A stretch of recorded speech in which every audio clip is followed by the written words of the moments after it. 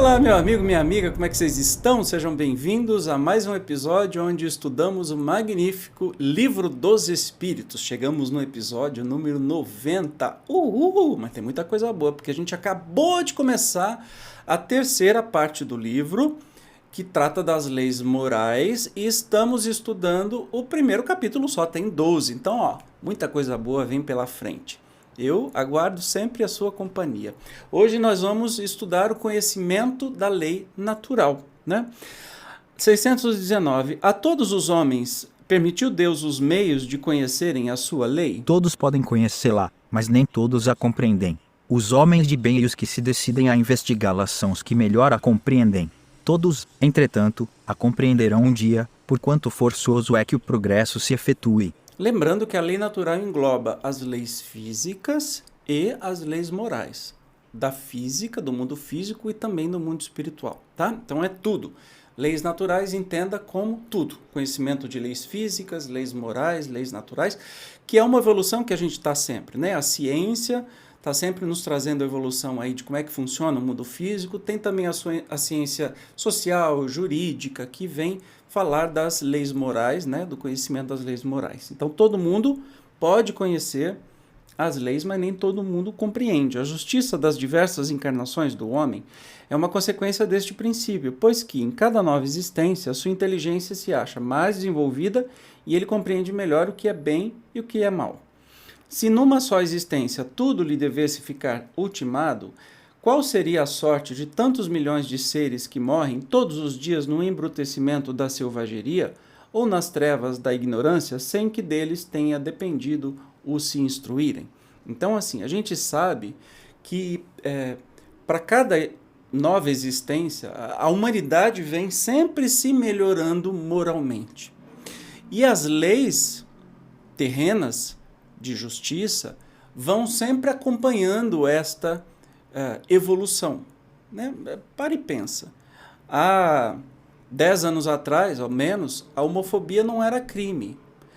Há 20 anos, sei lá, racismo não era crime. Há 50 anos, bater na mulher não era crime. Entende? Então, tudo vai evoluindo e vai ficando cada vez mais sutil esta evolução, mas mais forte e mais fazendo a gente evoluir na marra, né? Isso que é muito legal. 620. Antes de se unir ao corpo, a alma compreende melhor a lei de Deus do que depois de encarnada? Compreende-a de acordo com o grau de perfeição que tem atingido e dela guarda a intuição quando unida ao corpo. Os maus instintos, porém, fazem ordinariamente que o homem a esqueça. Então a gente depende da nossa, né, a lei de Deus, as leis de Deus estão, a gente compreende de acordo com o nosso grau evolutivo emocional, espiritual e de inteligência. Sempre é assim. Olha que legal, o 621 é uma pergunta épica. Onde está escrita a lei de Deus? Na consciência. Então não está escrito em lugar nenhum. A gente sabe aquilo que é bom e aquilo que não é bom. Você não sabe? A gente, de criança, a gente vai aprendendo, mas a gente vai reconhecendo. Até a criança sabe quando está fazendo coisa errada e quando está fazendo o certo. Não sabe? Tudo isso está escrito na nossa consciência. E olha a sua pergunta. Visto que o homem traz em sua consciência a lei de Deus, que necessidade havia de lhe ser ela revelada? Ele a esquecera e desprezara. Quis então Deus lhe fosse lembrada. Nós estamos falando aí de Moisés, estamos falando aí de Jesus, né? 622. Confiou Deus a certos homens a missão de revelarem a sua lei? Indubitavelmente. Em todos os tempos houve homens que tiveram essa missão. São espíritos superiores que encarnam com o fim de fazer progredir a humanidade. Então, de todos os sentidos, né? Tanto moralmente quanto da ciência, mas especialmente moralmente, sempre vem luminares ou lumiares, que são pessoas que se encarnam e iluminam a nossa consciência, iluminam nosso modo de enxergar as coisas e para que a gente evolua mais rapidamente, né? Deus nos dá esse presente. 623. Os que hão pretendido instruir os homens na lei de Deus não se têm enganado algumas vezes, fazendo-os transviar-se por meio de falsos princípios? Certamente não dado causa que os homens se transviassem, aqueles que não eram inspirados por Deus e que, por ambição, tomaram sobre si um encargo que lhes não fora cometido. Todavia, como eram, afinal, homens de gênio, mesmo entre os erros que ensinaram, grandes verdades muitas vezes se encontram. Tem pessoas que são grandes homens, né? Grandes inteligências, mas que não vêm acoplado da moral. Então, às vezes, fazem evoluir de um lado, mas do lado moral, não, né? Mas assim mesmo a gente tem um certo ganho com estas pessoas que vêm aí com a missão de fazer-nos dar um passo a mais, né? A evolução intelectual, de inteligência, e a evolução moral não caminham juntas.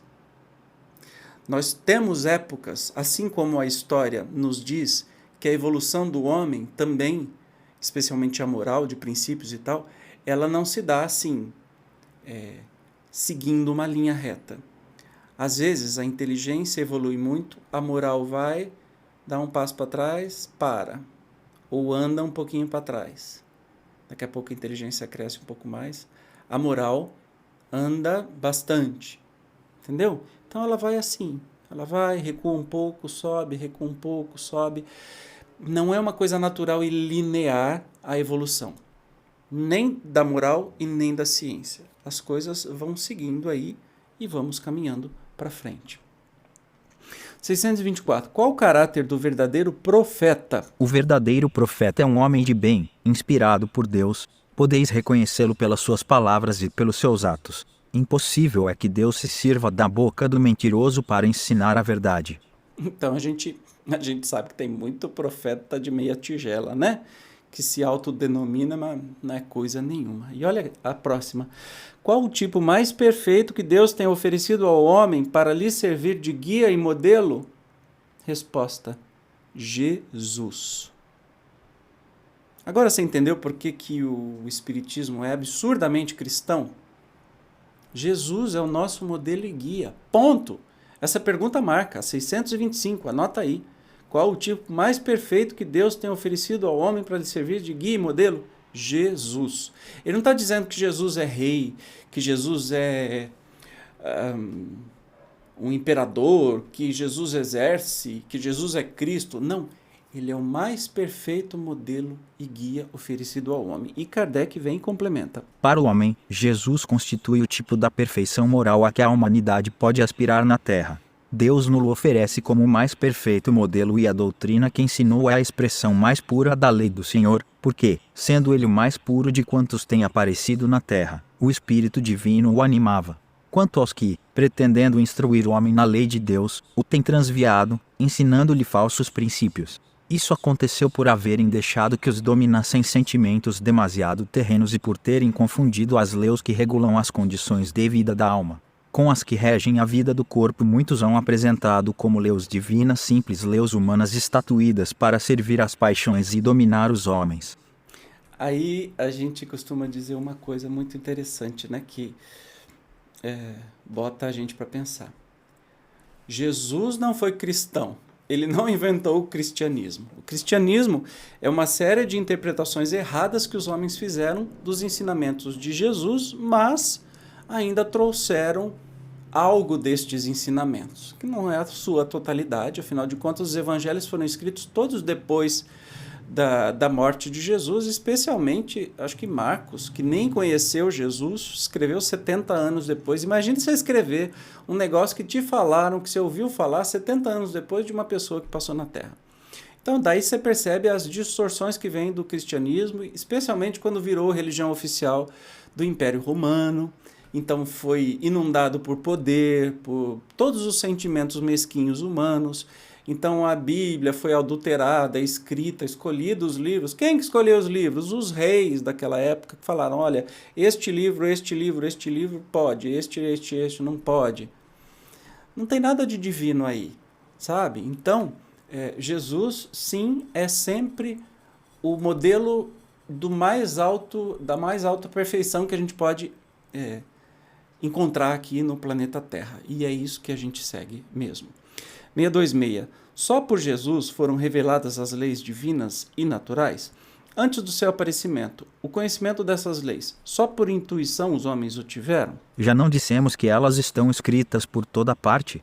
Desde os séculos mais longínquos, todos os que meditaram sobre a sabedoria hão podido compreendê-las e ensiná-las. Pelos ensinos, mesmo incompletos, que espalharam, prepararam o terreno para receber a semente. Estando as leis divinas escritas no livro da natureza, possível foi ao homem conhecê-las, logo que as quis procurar. Por isso é que os preceitos que consagram foram, desde todos os tempos, proclamados pelos homens de bem, e também por isso é que elementos delas se encontram, se bem que incompletos ou adulterados pela ignorância, na doutrina moral de todos os povos saídos da barbárie. Então, antes de Jesus, também os homens tinham as leis divinas e diversos luminares passaram. Lembrando que não só... Os cristãos têm a péssima mania de achar que só os cristãos são os última bolacha do pacote. Só eles que têm conhecimento, todos antes dele que não foram batizados, nossa, tá tudo no limbo, tudo foi pro inferno. Que arrogância! Que arrogância! As religiões mais antigas, os sábios mais antigos são muito anteriores a Jesus e a Moisés, né? Os orientais. Tantos sábios existiram, tanta sabedoria foi construída antes de Jesus e depois de Jesus, e não só por Jesus, os homens de bem. Entende? Então, da mesma forma, aqueles que falam assim, porque nós, os espíritas, que se acham os mais, a gente é que é iluminado, as outras religiões são todos babacas, não sabem de nada. Que arrogância besta. As leis divinas estão escritas na natureza, estão em todos os lugares. A ciência é uma das que mais decifram leis divinas, e não é religião, entende? Uma coisa não tem nada a ver com a outra. Isso é muito importante que a gente distingua, tá? 627. Uma vez que Jesus ensinou as verdadeiras leis de Deus, qual a utilidade do ensino que os espíritos dão? Terão que nos ensinar mais alguma coisa?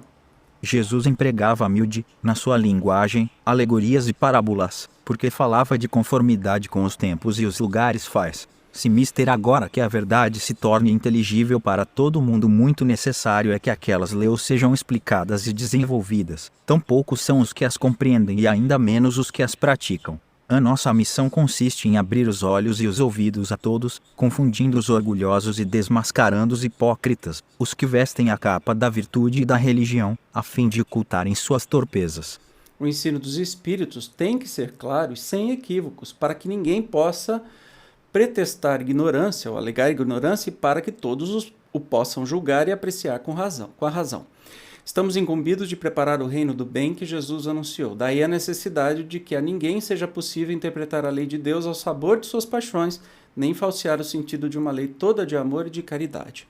Ora, Jesus, quando veio nos ensinar, né, veio trazer a sua luz aqui ao mundo, trouxe uma luz de acordo com o tempo que ele estava. Ele falou muito mais. Tem gente que até hoje não entendeu e fica repetindo e recitando os versículos, capítulos, não sei o quê, ao seu bel prazer, numa interpretação torta, mesquinha, gananciosa, tendendo a pegar só dízimo e dinheiro dos outros ou ter poder sobre os outros. Não entenderam nada. Os espíritos vieram porque os ensinamentos de Jesus foram distorcidos desde o começo. Desde que os cristãos deixaram de ser perseguidos e virou religião oficial do Império Romano, é que começou a distorção. E foi virando do avesso tudo. Os espíritos vieram então esclarecer o que Jesus falou, de acordo com os tempos atuais. Olha só, 2000 anos. Como é que pode ser um ensino permanecer tanto tempo, né, sem nada a ser acrescentado? Tudo mudou. E hoje em dia a gente estuda o Espiritismo e vê como é muito atual os ensinos, né, praticados, os ensinos dados pelos Espíritos. Vocês estão ouvindo um ruído, começou uma chuva linda e abençoada. Só espero que não molhe tudo aqui, mas está tudo certo. Vamos embora. Na última pergunta deste capítulo, diz assim, por que a verdade não foi sempre posta ao alcance de toda a gente? Né? Importa que cada coisa venha a seu tempo. A verdade é como a luz, o homem precisa habituar-se a ela pouco a pouco, do contrário, fica deslumbrado. Jamais permitiu Deus que o homem recebesse comunicações tão completas e instrutivas como as que hoje lhes são dadas havia, como sabeis, na antiguidade alguns indivíduos possuidores do que eles próprios consideravam uma ciência sagrada e da qual faziam mistério para os que, aos seus olhos, eram tidos por profanos. Pelo que conheceis das leis que regem estes fenômenos, deveis compreender que esses indivíduos apenas recebiam algumas verdades esparsas, dentro de um conjunto equívoco e, na maioria dos casos, emblemático. Entretanto, para o estudioso, não há nenhum sistema antigo de filosofia, nenhuma tradição, nenhuma religião, que seja desprezível, pois em tudo há germens de grandes verdades que, se bem pareçam contraditórias entre si, dispersas que se acham em meio de acessórios sem fundamento, facilmente coordenáveis se vos apresentam, graças à explicação que o Espiritismo dá de uma imensidade de coisas que até agora se vos afiguraram sem razão alguma e cuja realidade está hoje irrecusavelmente demonstrada. Não desprezeis, portanto, os objetos de estudo que esses materiais oferecem. Ricos eles são de tais objetos e podem contribuir grandemente para a vossa instrução. Então, o conhecimento sempre esteve disponível, né, para nós. Só que o homem não tinha capacidade de compreender. E assim como o conhecimento disponível hoje, tem muita coisa que a gente não tem capacidade para compreender. E que esse conhecimento foi dado por todos os povos, em todos os momentos, de todos os tipos.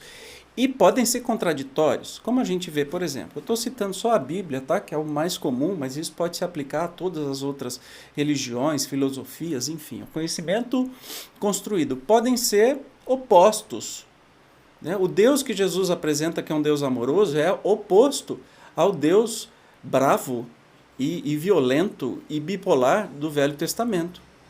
Mas que naquela época de Moisés e do Velho Testamento, o povo tinha uma cultura que não haviam leis.